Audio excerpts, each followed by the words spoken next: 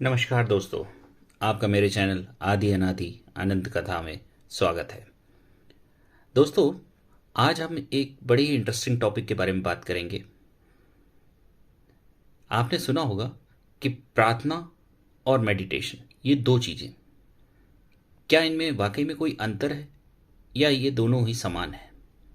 कई बार लोग हमसे यही पूछते हैं कि रोज प्रार्थना करते हैं, फिर प्रार्थना और मेडिटेशन में क्या अंतर है? क्या प्रार्थना करना काफी नहीं है? वास्तव में प्रार्थना और मेडिटेशन एक नहीं है। प्रार्थना और मेडिटेशन में बहुत फर्क है। प्रार्थना करना ऐसा होता है जैसे आप मंदिर में गए, हाथ जोड़ा और कुछ बोलना था बोल लिया, सर झुकाया और बाहर आ गए। खड़े नहीं रहते सुनने के लिए कि क्या वह भी मुझे कुछ कह रहे हैं, अर्थात भगवान भी कुछ कह रहे हैं। भावार्थ यह है कि प्रार्थना में हम भगवान को बोलकर चले आते हैं, उसकी नहीं सुनते। टाइम नहीं है। ध्यान व मेडिटेशन का अर्थ है कुछ हम बोलें, फिर अपने मन को शांत करें और सुने कि वह भी हमसे कुछ कह रहे हैं, हमसे बहुत अच्छी अच्छी बातें करते हैं। इस संदर्भ में मुझे एक कहानी याद आती है। एक समय की बात है, एक ग्वाल बाल गायों को चराने के लिए जंगल में ले जाता था। वह उन्हें एक खुले मैदान में घास चरने के लिए छोड़ देता था। स्वयं वो लड़का अच्छी सी जगह देखकर बैठ जाता था। सारा दिन अकेले में भगवान से बातें करता रहता था। रोज उसके मन में अलग अलग विचार आते थे। एक दिन उसके मन के अंदर विचार आया कि जैसे मैंने गायों को छोड़ दिया और सभी घास खा रही हैं और मैं शांति से इस झाड़ के नीचे बैठा हूं, ऐसे ही ईश्वर ने भी हमें इस संसार में छोड़ दिया है। हर एक अपना अपना कर्म कर रहा है और अपनी कमाई खा रहा है। अब वह भी मेरी तरह शांति से कहीं बैठा ही होगा ना। वह ग्वाला वह ग्वाला अपनी भोली समझ से सोच रहा था और मन ही मन भगवान से बातें करने लगा। हे भगवान, आप भी कहाँ अकेले बैठे होंगे? मैं भी यहीं अकेला बैठा हूं।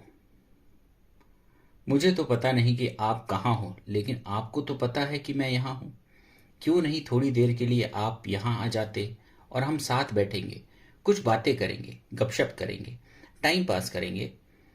वह अकेला अकेला बड़बड़ा रहा था। उसी समय में वहां से एक पंडित जी गुजर रहे थे। पंडित जी ने देखा यह लड़का अकेला अकेला कुछ बड़बड़ा रहा है, तो पूछा, ए लड़के, किससे बात कर रहा है? लड़के ने कहा, किसी से नहीं। पंडित जी ने कहा, अरे तू बड़बड़ा रहा है, किससे बातें कर रहा है? तब उस लड़के ने कहा, किसी से नहीं, भगवान से बातें कर रहा हूं। पंडित जी ने कहा, भगवान से बातें कर रहा है? क्या बातें कर रहा था, हम भी तो सुने। तो उसने अपने मन के भाव व्यक्त कर दिए कि भगवान से कह रहा था कि थोड़ी देर के लिए वह यहाँ आ जाएं, बैठेंगे, बातें करेंगे, टाइम पास करेंगे। पंडित जी को उस लड़के पर बड़ा गुस्सा आया और कहने लगे कि भगवान कोई टाइम पास करने के लिए है क्या? तुम जानते भी हो कि भगवान कौन है और यह कोई तरीका है भगवान से बातें करने का? उस लड़के ने कहा, पंडित जी, मुझे तो ऐसे ही आता है, मैं तो रोज ऐसे ही बात करता हूँ। तो पंडित जी ने कहा, ऐसी बातें नहीं करते, पाप लगेगा। तब उस लड़के ने भी बड़ी विनम्रता से पंडित जी को कहा कि फिर कैसी बातें करनी चाहिए, आप मुझे सिखाओ, क्योंकि जंगल में सारा दिन मैं अकेला होता हूँ और अकेले में समय बीतता नहीं है। पंडित जी ने कहा, ठीक है, बैठो, मैं तुमको सिखाता हूँ। और संस्कृत का एक श्लोक पक्का कराना आरंभ कर दिया। उस बालक को संस्कृत नहीं आती थी। उस श्लोक का एक एक शब्द पक्का को राते कराते कराते रटाते रटाते 2 घंटे लग गए। बच्चे का दिमाग अच्छा था, उसने सारा श्लोक रट लिया। पंडित जी ने कहा, रोज ऐसे ही याद करना, यह तरीका है भगवान को याद करने का। लड़के ने कहा, पंडित जी, अब बिल्कुल चूक नहीं होगी, ऐसे ही रोज याद करूंगा। उसने वह रटा हुआ श्लोक बोलना आरंभ कर दिया। पंडित जी वहां से चले पड़े और मंदिर पहुंचकर भगवान से प्रार्थना करने लगे और कहा कि हे प्रभु, आज मैंने कितना अच्छा काम किया। एक बालक को आपके साथ बात करने की विधि सिखाई। इतने में एक आकाशवाणी हुई कि तुमने जो किया वह ठीक नहीं किया। पंडित जी ने कहा, ठीक नहीं किया?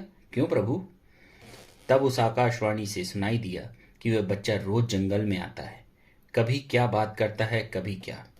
कभी तो ऐसी बातें करता है जो मुझे भी हंसी आ जाती थी। मैं रोज उसका इंतजार करता था कि आज वह आकर मुझसे क्या बात करेगा। वह बच्चा मुझे खुश कर देता था। लेकिन आज से तू उसे जो रटा कर आया है वही रटी रटाई बातें बोलता रहेगा, जिसका भाव भी वह जानता नहीं है। उन भावहीन बातों को सुनने में मेरी कोई रुचि नहीं है। आज से तूने मेरे एक बच्चे को मुझसे दूर कर दिया। यह अच्छा नहीं किया। कहीं हम भी वही रोज रटी रटाई प्रार्थना तो नहीं बोल रहे हैं? अगर रोज रटी रटाई वही प्रार्थना बोल रहे हैं तो भगवान को उसको सुनने में कोई रुचि नहीं है। भक्ति में भी यही कहा गया है, भगवान भावों का भूखा है। उनको बड़े बड़े अलंकारिक शब्दों वाली कोई प्रार्थना नहीं चाहिए। उनको तो दिल से कही हुई भाव भरी बातें चाहिए। तो कैसा लगा आज का वीडियो? अगर आपको ये वीडियो अच्छा लगा हो, ये कहानी पसंद आई हो, तो मेरे चैनल को प्लीज़